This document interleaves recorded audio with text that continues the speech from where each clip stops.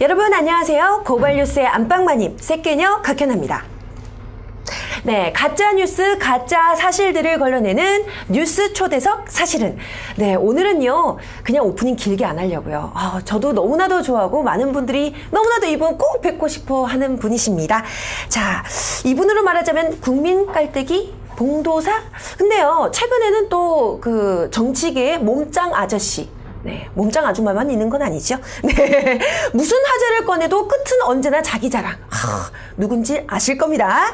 네, 정치 복귀를 선언하고 들어오신 정봉주 전 의원님 모셨습니다. 안녕하세요. 예, 안녕하세요. 정봉주입니다. 네, 어떻게 지내셨어요? 잘 지내고 있죠. 그래요? 예, 요즘은 고발 뉴스는 잘 돼요? 고발 뉴스요? 저희 잘 되죠. 후원자 많이 들어와요? 저희 후원자 아주 조금씩 정말 꾸준히 늘고 있습니다. 이게 중요한 거 아니겠어요? 그렇죠. 이제 네. 사람들이 좀 헷갈려 하는 게 네네. 고발 뉴스하고 뉴스타파하고 네. 국민 TV 네. 이거 각자 따로따로 하느냐 아. 이런 걸 너무 궁금해요. 왜 하나로 뭉치지 않냐. 그런데 제가 보기엔 지금은 때가 아니다. 뭉칠 때가 아니다. 뭉칠 때가 아니고 각자 역할을 찾아서 열심히 하다가 뭉칠 때가 옵니다. 그러니까 지금 뭉치는 거에 대해서 뭉치면 하나 뭉치면 3개가 되는 게 아니고 네네. 셋의 힘이 되는 게 아니고 지금 뭉치면 한 1점이나 1.5밖에 안 돼요. 그러니까 각자의 힘을 각계약진하면서 키워놓고 좀 더 키워진 다음에 셋이 뭉쳐갖고 한 10개가 될 때 요 시기는 2015년쯤 됩니다. 혹시 요즘에 뭐 철학 공부하세요? 그러지 않아요. 사주 정치를 내다보면 이게 정치하고 같이 가잖아요. 고발 뉴스가. 정치가 보이는 거거든. 이 딱 판이 보이는군요. 그럼 그때. 2015년 되면 정치계가 합종연행, 우당탕탕. 그때는 이제 정계에도 막 묶이기 시작하죠. 안철수, 친노, 반노, 뭐 정봉주 세력 이렇게 다 묶입니다. 정봉주 세력이 따로 각자 무슨 세력이 있나요? 만민공동이 시작했잖아. 지금 벌써 시작부터 말씀을 해주시네요. 그래서 준비했지 않습니까? 첫 번째 사실은 만민공동에는 촛불이 있는 성화봉송이다? 네, 지금 만민공동에 말씀을 하셨어요. 근데 이게 뭐 어떤 만민공동회가 이제 일제시대 때 했던 건데. 네, 그래서 역사 교과서에서나 들었던 그런 그렇죠. 이름이. 그때 취지가 이거예요. 국민들이 하는 말씀이 네. 나라 왕의 말씀과 다르니 우리들끼리 모여서 한번 얘기를 해보자. 지금하고 상황이 너무 똑같잖아요. 근데 이제 만민공동회 시작할 때가 언제쯤이었었냐면 박창신 신부님 발언이 나오기 전. 네. 그 다음에 기독교, 천주교, 그 다음에 불교, 원불교에서 대통령 퇴진 하야 발언이 주장이 나오기 전이에요. 네. 그때 촛불이 꺼지고 있을 때죠. 그래서 이 촛불을 꺼트리면 안 되겠다. 적어도 12월, 1월, 2월, 3월까지 좀 쌀쌀할 때 겨울을 견뎌주는 이 힘이 필요하다 해갖고 그것을 성화봉송 이어달리기 하는 개념으로 만민공동을 만든 거죠. 네. 그때 만들었는데 신부님들께서 저한테 울트라 그레이트 빅엿을 매기기 위해서 그냥 대통령 하야 발언을 해버린 거야. 그러니까 세지니까 촛불이 다시 모여요. 그 만민공동회가 그 덕에 살짝 좀 죽었습니다. 그런데 죽어도 얼마나 지금 상황이 좋아요. 저는 이제 촛불이 꺼질까봐 왜 그러냐면 국민들이 2008년도에 쇠고기 촛불을 들었다가 겨울이 다가오면서 가을이 다가오면서 죽어요 그때. 그런데 이런 건 그냥 대통령에게 반대하는 게 아니고 국민들이 우리의 목소리를 내기 위해서 뜻을 갖고 촛불이라고 하는 비폭력 저항 정신을 보인 건데 이게 꺼지면 안 되잖아요. 이건 꺼지면 안 되죠. 민주주의 역사에서 꺼지면 안 되는 거예요. 그렇죠. 그러니까 박근혜 대통령 각하께서도 이 촛불이 꺼지는 거 안타까워해야 돼요. 왜냐하면 국가가 위기와 재난에 처할 때 누구든지 촛불에 처할 수 있는, 예를 들어 우리 경제 위기 지금 닥쳐봐요. 네. IMF 때 우리 근무오기 했잖아요. 네, 그렇죠. 지금 경제 위기가 닥치는데 나라가 지금 무슨 방공 10개월 이런 것 때문에 일본과 중국하고 싸우고 한국과 일본과 갈등이 생기고 이런 갈등이 생기는데 만약에 국가가 위기에 처했으면 국민들이 들고 나온 게 의병 아닙니까? 당연하죠. 네. 촛불은 일종의 의병격이기 때문에 식어서는 안 되는, 꺼져서는 안 되는 거예요. 그래서 이제 만민공동을 했는데 만민공동의 취지가 이겁니다. 대통령하고 말씀이 틀리니까 모여서 얘기를 해봐라. 그리고 촛불도 나와서 얘기를 하지만 주로 몇몇 사람만 얘기를 하는데 만민공동에는 많은 사람이 모이기보다 한 100명, 150명, 200명 이렇게 작게 모여서 각자가 얘기를 하는 겁니다. 이렇게 한 8명, 10명씩 팀을 짜갖고 거기서 토론을 충분히 하고 그 중에 대표가 올라서 또 대표 발언을 하고 그 대표 발언을 하면 난 저게 찬성한다, 반대한다라고 하는 것을 또 투표를 해요. 우와. 섹시하잖아요. 섹시한. 곽현아 씨 닮은 게 만민공동이에요. 그러네. 섹시하잖아요. 그래서 이제 그거 하면은 사람들이 와갖고 내가 얘기를 하고 또 다른 사람들은 무슨 생각을 하는지 이 얘기를 섞어보는 자리가 만민공동회죠. 지난번에 첫 회 때 해보니까 네. 어디서 하셨어요? 첫 회를? 첫 회 때는 그 안중근 기념관을 빌렸는데 네. 당신처럼 위험한 인물에게는 빌려줄 수 없다. 위험하다, 무섭다. 그래갖고 장소를 돈까지 다 줬는데 대관료까지 줬는데 취소를 해버렸어요. 그러니까 부랴부랴 이제 국회 그 헌정기념관에서 했는데 국회라는 곳이 담이 높잖아요. 그렇죠. 그러니까 국민들이 오기가 힘이 들어서 작게 왔어요. 한 100명밖에 안 하는데 재밌는 건 보통 정봉주가 오마이뉴스하고 같이 하는 거거든요. 네. 그럼 이런 만민공동회 하면 진보적인 성향의 사람들이 올 거 아니에요. 네네네. 막상 조사했더니 진보라고 스스로 주장한 사람은 50%가 안 돼요. 그 다음에 중도라고 주장한 사람들이 한 40, 50%. 그 다음 스스로 보수라고 생각한 사람. 이런 사람들이 다종다기한 사람이 모여갖고 재밌는 모임이 된 거예요. 굉장히 재밌네요. 근데 이제 거기는 의자가 준비되어 있어갖고 고정된 의자가 있으니까 모여서 분반 토론을 한대듯이 이렇게 팀별로 토론할 수 있는 기회가 없었어요.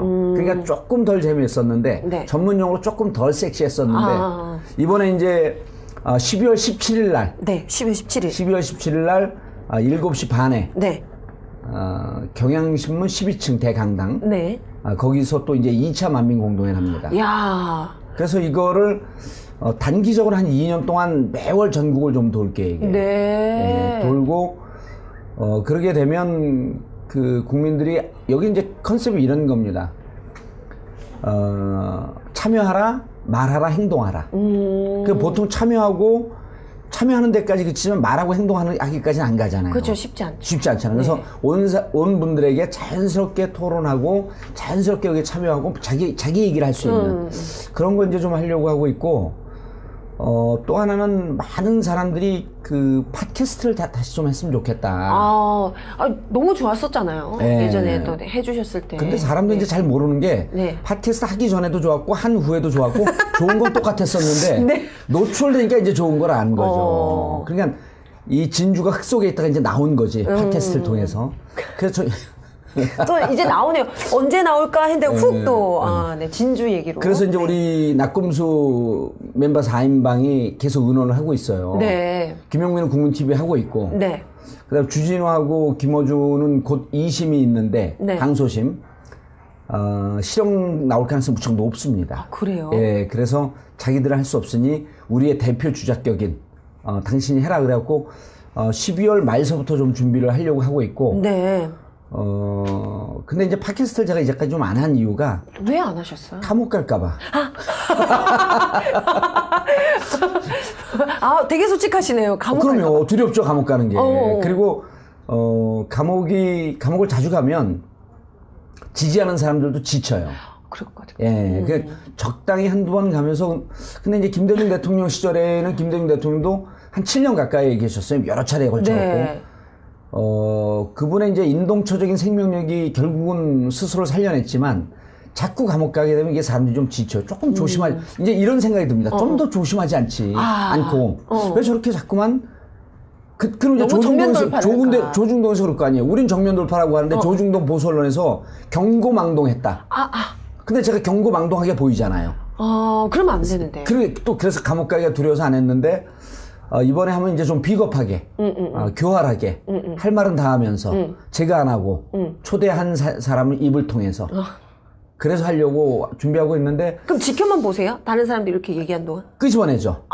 네, 원래 MC 역할이 그 진행자가 끄집어내는 거니까. 제가 이제 끄집어낼 때는, 설득을 해서도 끄집어내고, 약 올려서도 끄집어내고, 도발해서도 끄집어내고, 네. 다양한 이 캐릭터로 끄집어내죠. 섹시하네. 섹시하죠. 네. 삶이 섹시입니다.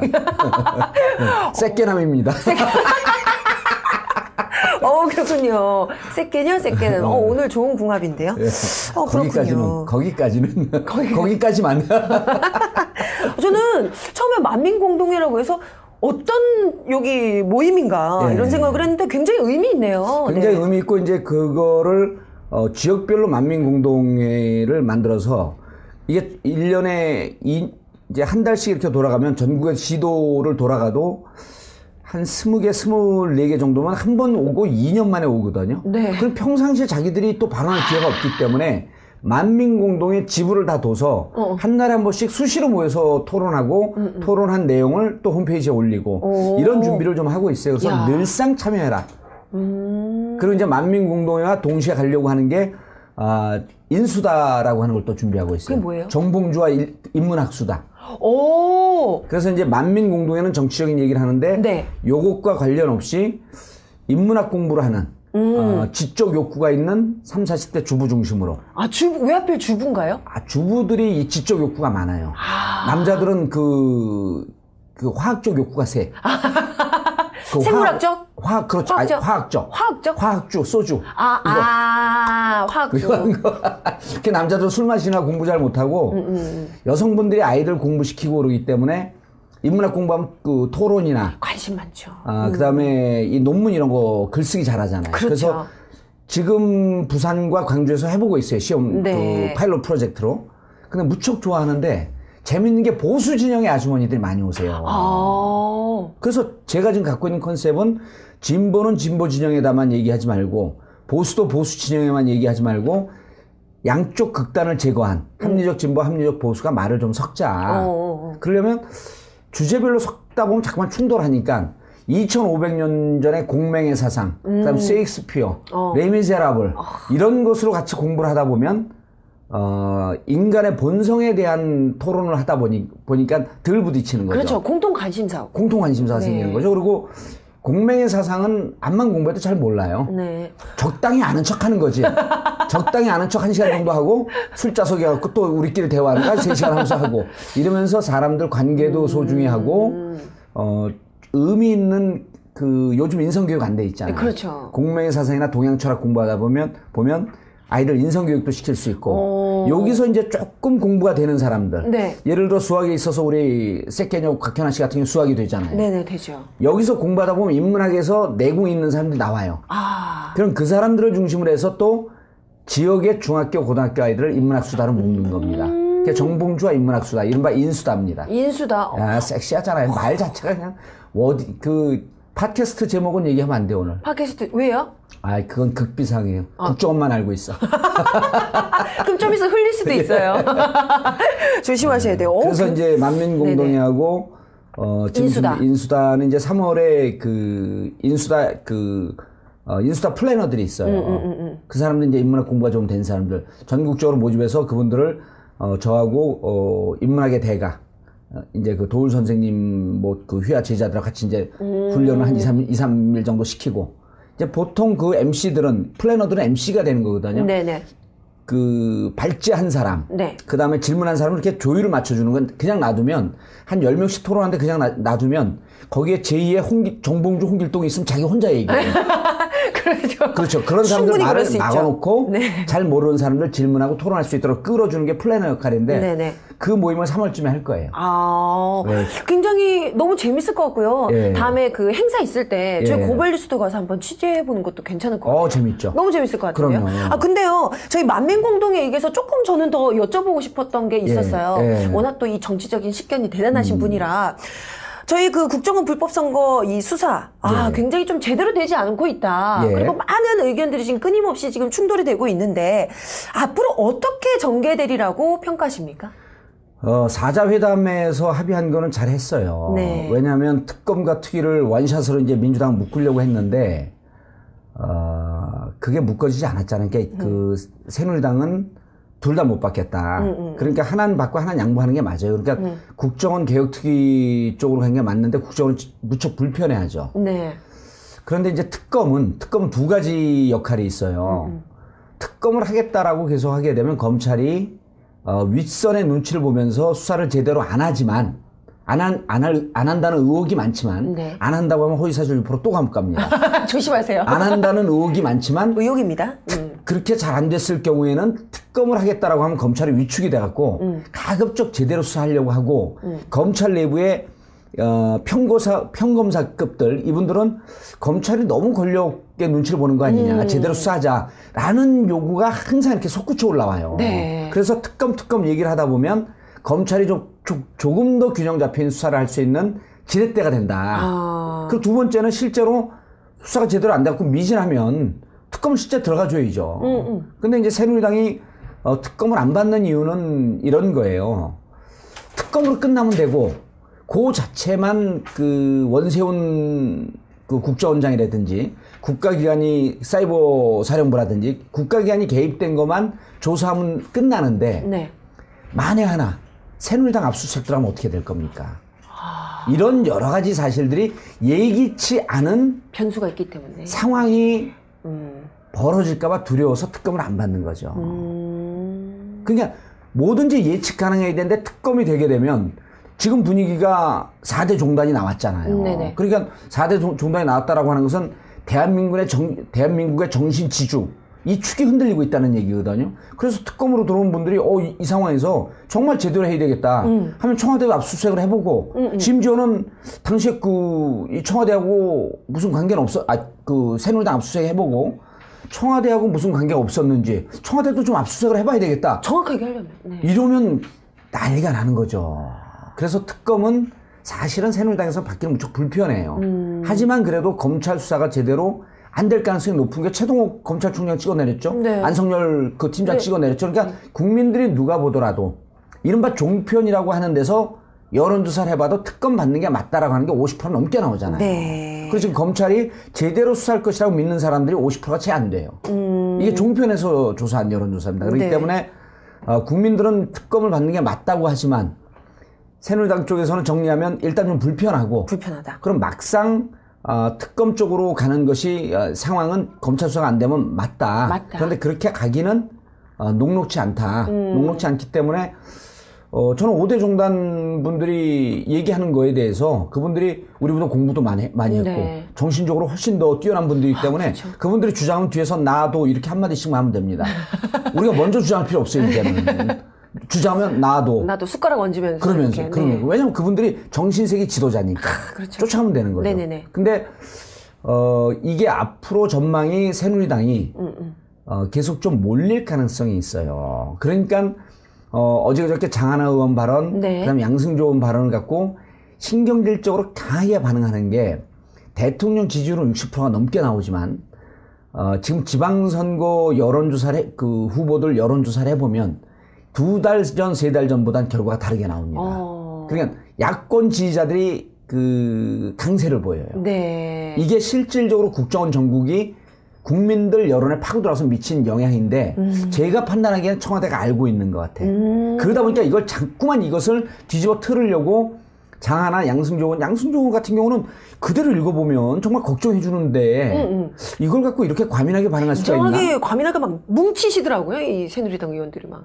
그렇죠. 뭉치는데 일반 국민들이 보기에는 썩 그렇게 하지 않을 거예요. 요즘 새누리당만 뭉치는 게 아니라 종편도 뭉치잖아요. TV조선 그다음에 채널A 네. 막 뭉치거든요.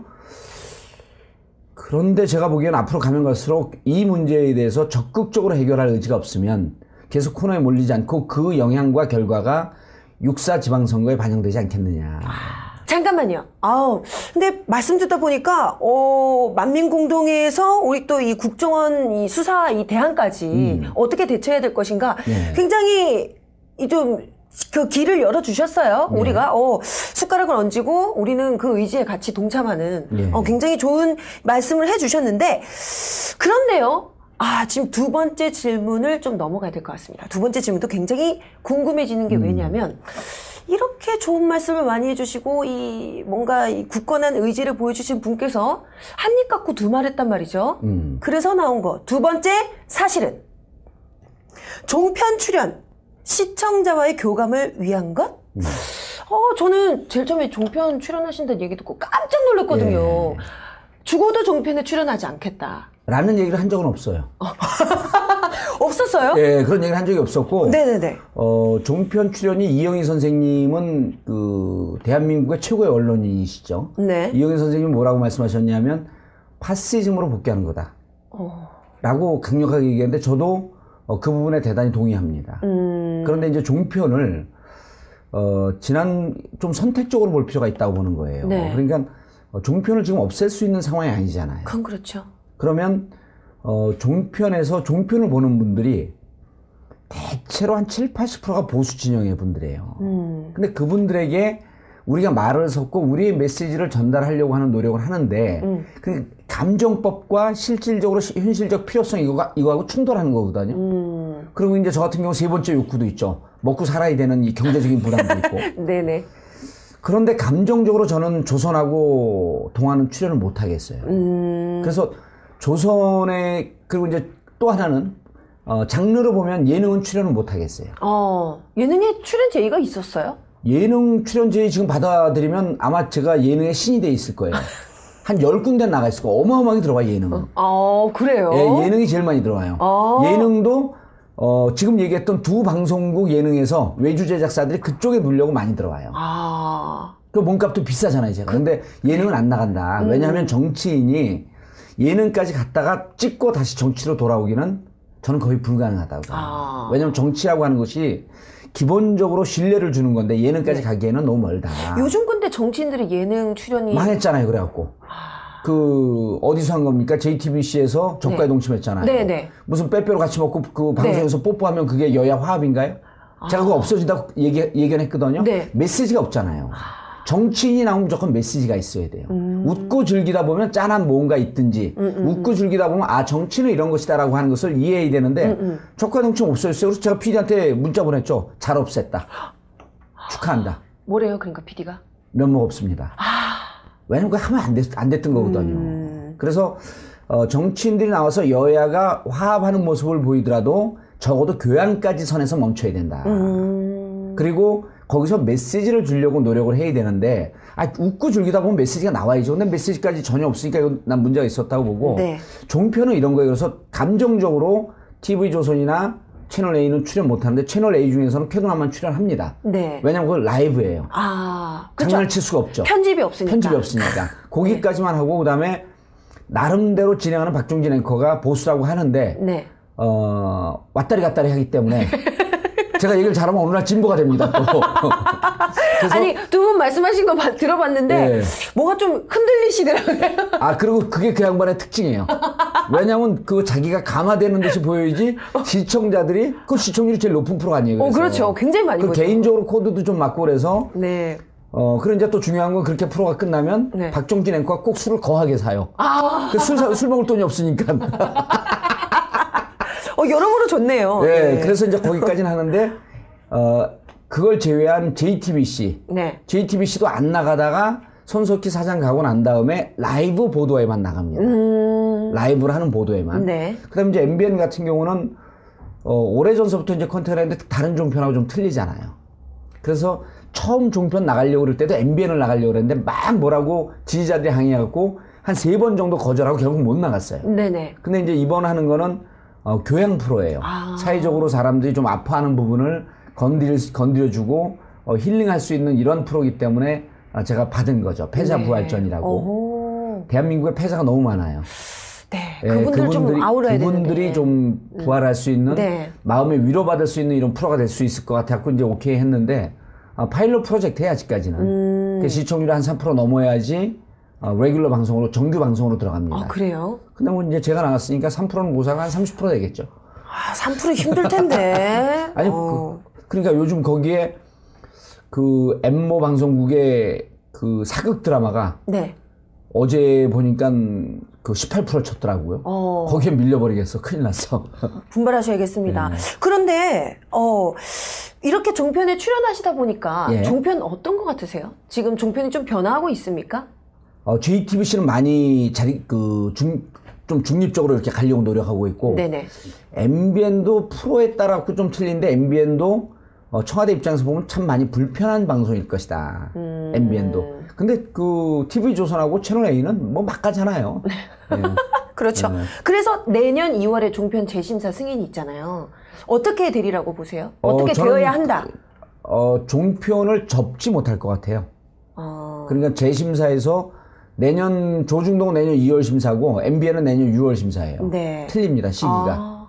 그래서 내년 2월에 있는데 JTBC는 한번 경고 맞았죠. 보도 중립적이지 못하다 그래갖고 경고 받아갖고 지금 심사 중에 있는 걸로 알고 있고, 그래도 어느 방송도 자신들과 운명을 같이 한 방송이기 때문에 조건부 승인을 하더라도 문을 닫아라 하는 정도까지는 가진 못할 것 같고 MBN도 역시 마찬가지입니다. 왜냐하면 이미 투자된 돈이 그 천문학적 그 숫자 아니에요. 뭐 3천억, 4천억, 5천억씩 이렇게 했기 때문에 그런 회사를 닫게 하기는 쉽지가 않죠. 네. 그리고 요즘 종편이 공중파를 밀고 시청률이 계속 그 상승하고 있기 때문에 저는 접기는 쉽지 않을 거라고 봐요. 예. 그렇게 또 내다보시는군요. 예, 오히려 JTB, 제가 지금 얘기했던 JTBC, MBN, 그리고 다른 분들은 그 TV조선이나 채널A 같은 경우도 라이브로 하고 편집 안 하면 나가고 하고 싶은 얘기 충분히 해라. 저는 그 채널에 처음 나가서 조중도 이렇게 왜곡되고 왜곡된 보도를 하니까 빨리 폐지하는 게 맞다. 나가서 예, 직접. 예. 그러니까 또 박중진은 그거 좋아하더라고. 아, 그분 또 독특하시네요. 네. 그래서 두 번째 사실은 말씀 듣다 보니까 약간 제가 이러지 않으셨나 했던 부분이 많이 오해가 또 풀리는 부분이 그렇죠. 그리고 그 MBN에서 또 다른 MBN 제작 부장 한 분이 좋은 마인드를 갖고 있어요. 방송은 서민의 아픔을 함께 해주는 것이 방송의 역할이다라고 하는 것이기 때문에 또 다른 것도 하나 기획하고 있어요. 네. 현장 뛰는 기획인데 그거는 뭐 기획 단계이기 때문에 말씀드릴 단계는 아니고. 그렇군요. 네. 앞으로 이 정봉주 전 의원의 활동 기대가 됩니다. 예. 그래서 마지막 세 번째 사실은입니다. 정봉주 정치 재개 사실 목표는 대통령이다? 네. 저희가 한번 이 사실은 확인해 보고 싶어서요. 정치활동 최근에 이제 본격화하기 시작하셨어요. 네. 단도직입 쪽으로 한번 여쭤봐 달라는 분들이 많아서 목표가 대통령이세요? 제가 지금 선거에 나갈 수 없는 게 9년 남았어요, 이제. 그렇죠. 9년. 그 9년이. 피선거권 박탈에 지금 10년? 이제 9년 남았네요. 네. 이제 우리 시청자분들이 이 피선거권 박탈이라고 하는 것을 잘 이해를 못 하는데, 네. 보통 국회의원들이 벌금형 받으면 5년이고, 금고 이상의 실형을 받으면 10년이에요. 네. 근데 5년을 받은 사람들도 거의 괴로워서 죽을 지경이에요. 그러니까, 전인가 방송에 나오고 얘기하고 재활동을 하고 그러지 활동을 좀 못하거든요, 거의. 네. 그러니까 완전히 잊혀지고 영원히 정치를 할 수 없을 것 같다라고 하는 이 괴로움, 이러한 절망감, 좌절감, 이게 무척 크거든요. 네. 그런데 9년 남았는데 사람들이 물어봐요. 너 바보 아니고서 어떻게 그렇게 웃고 다니냐. 정신 나간 거 아니냐. 근데 네. 혼자 있으면 무척 괴롭죠. 네. 왜냐하면 타고난 DNA가 정치고 평생 직업이 정치라고 생각하는데. 네네. 그래서 이제 저만의 정치를 찾은 거예요. 만민공동회라든지 방송이라든지 아니면 뭐 인수다라든지 네. 팟캐스트라든지 이런 등등을 찾고 있는 게 저만의 정치의 활동을 찾은 거죠. 네. 또 하늘이 이렇게 말을 할 수 있는 그런 능력을 주셨으니까 얼마나 감사해요. 이 말을 통해서 정치할 수 있는 기회를 좀 찾아가자. 정치인들, 국민들이 잘 모르는데 시청자분들도 잘 모르는데 여의도 국회에 있는 국회의원 300명이 네. 모두의 꿈이 다 대통령입니다. 이런 얘기하면 다 웃거든요. 네. 그런데 보좌관이래. 의원님, 국회의원들의 꿈은 다 대통령이어서 야 말같지도 않은 소리 하지 마라. 근데 봤더니 다 대통령이에요. 정치하는 사람들 마지막 종착역은 마라톤 종착역이 42.195km의 네. 지점이 있듯이 정치인들의 마지막 종착 지점은 청와대입니다.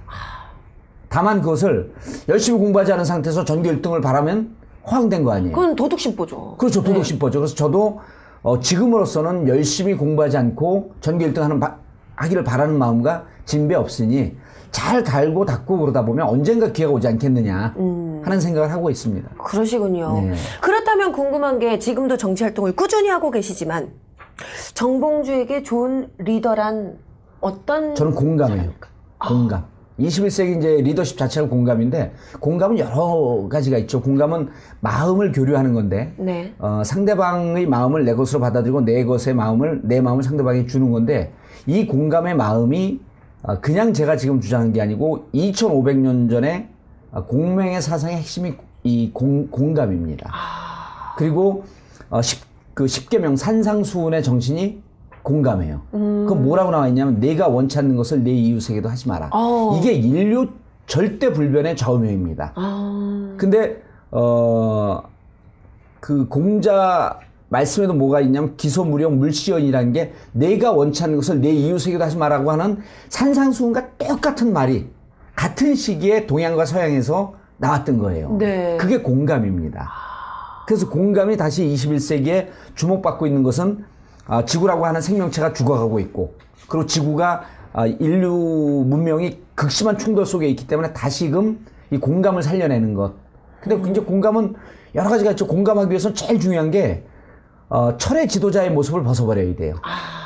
공감은 인류 역사상 공감을 가장 잘 표현한 사람이 누군지 아세요? 누구예요? 예수님이에요. 예수님. 그럼요. 그 왼뺨을 때리고든 오른뺨을 내밀어라. 눈에는 눈, 이에는 이로 대적하라고 너희가 들었거늘. 왼뺨을 때리면 오른뺨을 대어라. 이게 공감의 정신이에요. 십자가에 자기를 탄압한 이 로마 지도자들이 십자가에 매달렸을 때도 뭐라고 얘기를 하냐면, 주여, 저들은 자신들이 무슨 짓을 하는지 모릅니다. 저들을 용서하소서. 자기에게 죽음의 길로 인도한 이 독재자들에게도 용서해달라고 간구한단 말이에요. 근데 여기에서 예수의 핵심적 특징은 뭐냐면, 저는 불교입니다. 참고로 종교가. 그래요? 네, 핵심적 특징이 뭐냐면 예수는 나약한 인간의 모습을 띠고 있는 거죠. 그래서 공감하기 위해선 내 결점과 내 잘못된 점을 그대로 노출해야 돼요. 근데 우리나라 지도자는 지금 철의 지도자의 모습을 갖추잖아요. 절대 보여주지 않으려고. 이건 21세기 지도자상이 아닙니다. 공감은 나의 약한 모습을 노출하고 잘못했을 때는 잘못했다고 사과하는 것을 통해서 자기 지지자들의 공감을 끌어내고. 네. 이런 사과의 정신이 이 지도자의 철칙 중에 하나죠.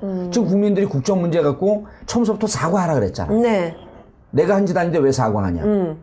이거 아베가 한 얘기거든요. 우리 조상님이 한 걸 왜 나더러 사과하라 그럽니까? 똑같잖아요. 네. 근데 21세기 공감의 리더십에서 사과는 철칙이에요. 왜? 약한 자기의 모습을 노출시키고 그걸 통해서 국민들의 동의를 구해내야 되니까. 근데 그런 게 제가 보기에는 공감의 리더십. 그래서 지금은 많은 정치인들이 공감에 대해서 관심을 많이 갖고 있어요. 네. 그래서 제가 내년에 정치재단이나 네. 연구소 만들게 되면 정치재단 혹은 재단법인 사단법인 공감으로 하려고 그래요. 공감. 예. 누가 썼을 것 같은데 이름. 공감 옛날 영화 제목도 있었잖아요. 그게 기억이 나신 걸 거예요. 공감. 지금까지 쓴 사람은 없습니다. 정말요? 정치계에서는 없어요. 공감이라고 옛날 이하늘 나온 영화가 있었어요. 네네네네. 예, 유지태하고. 맞아요. 예. 이 전화기 붙들고 이렇게. 그렇죠. 거기서 이제 그게 이제 아마 응칠이나 응사 이런 거에 모델이 됐을 텐데. 네.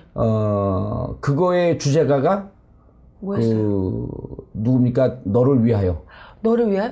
네. 임재범 노래. 임재범의. 그렇군요. 그런 거 잘 모르시잖아요. 공감에 관심을 가지고 그런 거 다 알게 돼요. 공감. 네. 임재범의 너를 위하여. 저 임재범 씨 되게 좋아해요. 네. 네네. 무슨 말씀? 근데 말씀을 듣다 보니까 그런 것 같아요. 지금까지의 이 행보들 보니까 정말 공감하기 위한 제대로의 길을 걷고 계신 것 같아요. 뭐 만민공동회 그리고 인수다 여러 가지 뭐 협동조합, 팟캐스트. 이야 정말 뱉은 말을 그대로 실행하고 계신 분이 아닌가라고 생각이 들고요. 도울 선생님이 저를 지칭하기에 언행이 일치한 정치인을 최초로 보았다. 네. 지금 저희가 너무 많은 얘기를 나눠가지고 지금 오늘 굉장히 즐거웠거든요. 저 진짜 근데 마지막으로 꼭 부탁하고 싶었던 게 하나 있어요. 저희 많은 분들이 요즘 굉장히 힘드시잖아요. 또 저 또한 요즘 가끔 또 날씨도 너무 춥고 또 이럴 때 속도 헛헛하고 이거 좀 잘 이겨내기 위해서 좀 그분 힘내라. 길을 불어넣어 주시는 차원에서 저 식스팩 한번 보여주실 수 있어요? 안 돼요. 왜요? 식스팩 함부로 공개하면 안 돼요. 왜요? 안 돼요. 지금 이제 8팩 됐습니다. 네, 식스팩은 지금 겨울에는 잠시 없는 걸로. 네, 지금 약간 1팩, 2팩? 8팩 됐다니까요. 8팩? 네, 8팩 정도로 봤다라고 하겠습니다. 아쉽네요. 네, 하지만 그래도 얘기를 들으면서 내내 좀 약간 위로받는, 힐링되는 그런 느낌을 받을 수가 있었습니다. 자, 오늘요, 저희 오늘 뉴스 초대석 사실은 굉장히 많은 분들이 너무나도 좋아하고 하는 내내도 웃음꽃이 피었던, 정봉주 전 의원님과 함께 했습니다. 자, 오늘 3가지 사실을 확인할 수가 있었습니다. 첫 번째 사실은, 만민공동회는 촛불에 있는 성화봉송이다. 이거는 정말 레알 사실로 밝혀졌습니다. 네. 아마 만민공동회 덕택에 더욱더 이 촛불이 끊이지 않고 계속 쭉 이어지지 않을까 이런 생각이 들고요. 두 번째 사실은, 종편 출연 시청자와의 교감 위한 것이다. 이것 또한 사실로 밝혀졌습니다. 네. 종편을 통해서, 우리 정말 대한민국이 하나로 뭉쳐지는 그날을 염원하는 그의 마음을 읽을 수가 있었고요. 세 번째 사실은 정봉주 정치재계 목표는 대통령이다? 이것은요, 사실보다는 아마도 지금 행보를 계속 걸으시면 그 목표라고 말하는 그것을 이루지 않을까라는 생각이 들기도 하고요. 여하튼, 정봉주의 정치 목표, 공감은 이루고 있다. 이것은 사실로 밝혀졌습니다. 자, 오늘 너무 재밌는 내용 또 이렇게 너무 좋은 말씀 해주셔서 감사드리고요. 네, 다음에도 꼭 놔주세요. 예. 네. 끝인사는 간단하게 해주시네요. 예. 네. 자, 다음 저희 뉴스 초대석 사실은에서도 사실만을 골라 여러분들께 전해드리도록 하겠습니다. 지금까지 섹게녀 각해나였습니다.